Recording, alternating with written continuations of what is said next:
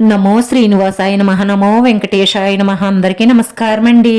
ప్రతిరోజు రాశి ఫలితాలు తెలుసుకోవడానికి ఇంకా మన ఛానల్ సబ్స్క్రైబ్ చేసుకోకపోతే ప్లీజ్ సబ్స్క్రైబ్ చేసుకోండి. లైక్ చేసి మీ పూర్తి సపోర్ట్ మన శ్రీనివాస ఛానల్ కి ఇవ్వండి. ఈ వారం రాశి ఫలితాలలో గోచార్య రీత్యా వృషభ రాశి వారు ఎటువంటి శుభాశుభ ఫలితాలను పొందుతారో తెలుసుకోవడానికి ఈ మన వీడియోని ఎక్కడా స్కిప్ చేయకుండా చివరి వరకు చూడండి. ఈ రాశి వారు సర్వసాధారణమైన ఫలితాలనే పొందుతారు. ఈ రోజు రహస్య శత్రువుల ద్వారా మీకు హాని కలిగే అవకాశాలు ఎక్కువగా గోచరిస్తున్నాయి. వీళ్ల ద్వారా మీకు తెలియకుండానే కొన్ని ఇబ్బందులను ఎదుర్కొనే అవకాశాలు ఎక్కువగా గోచరిస్తున్నాయి. పని కట్టుకుని మీ మీద పగ సాధించడానికి ప్రయత్నిస్తారు. కాబట్టి మీరు చాలా జాగ్రత్తగా ఉండండి. దీనివల్ల మీకు వచ్చే నష్టం అంతగా లేకపోయినా కూడా జాగ్రత్తగా ఉండడం మంచిది. ఈ రోజున మీ ఖర్చులు బాగా స్తుతి మించుతాయి. ఉపయోగపడే ఖర్చులే అయినప్పటికీ కూడా వీటి తీవ్రత బాగా పెరుగుతుంది. ఒకే వస్తువు కోసం 2-3 విధాలుగా ఖర్చు చేయవలసిన అవసరం పడుతుంది. వీటి నిమిత్తం కొంత డబ్బు అప్పు చేయవలసిన అవసరం కూడా రావచ్చు.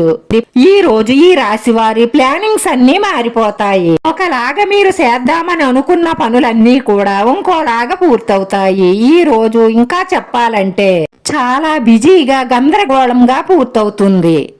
విద్యార్థులకు కాలం అనుకూలంగా ఉంది. ఉద్యోగస్తులకు పని భారం పెరుగుతుంది. వ్యాపారస్తులకు సాధారణంగా ఉంటుంది. ఈ రోజు మీరు బాగా అలసిపోతారు. దీనికి ప్రత్యేకమైన కారణాలు కూడా ఏమీ ఉండవు. కానీ మీరు బాగా అలసిపోయిన ఫీలింగ్ ని కలిగి ఉంటారు.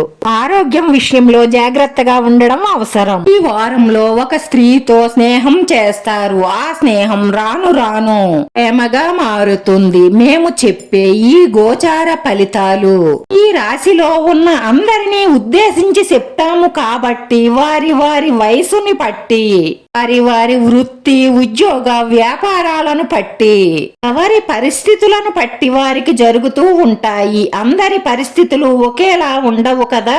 దయచేసి ఇది మాత్రం మీరందరూ గ్రహించండి. ఈ రాశిలో ఉన్న కొందరు ఒక అందమైన స్త్రీతో గడపాలని ప్రయత్నిస్తారు. మీరు ఏ పని చెయ్యాలి అనుకున్నా సరే కొంచెం ఆలోచించి ఆచితూచి చెయ్యడం మంచిది. అలాగైతేనే మీ పనులలో మీరు విజయం సాధించగలుగుతారు.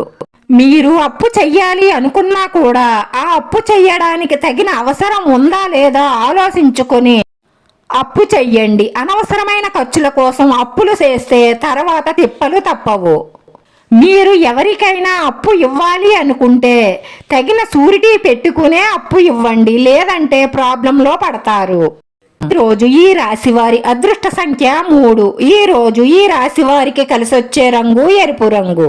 పరిహారంలో ఒక బూడిద గుమ్మడికాయను తీసుకోండి. దానికి పసుపు రాసి గంధంతోనూ కుంకుమతోనూ బొట్లు పెట్టి మీ ఇష్టదైవం పాదాల దగ్గర ఉంచి భక్తి శ్రద్ధలతో పూజ ముగించుకోండి.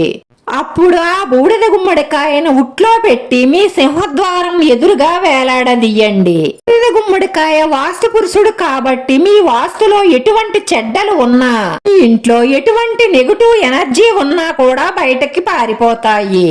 కాబట్టి మీకు అన్ని శుభ ఫలితాలే కలుగుతాయి. వీడియో నచ్చితే లైక్ చేయండి, షేర్ చేయండి.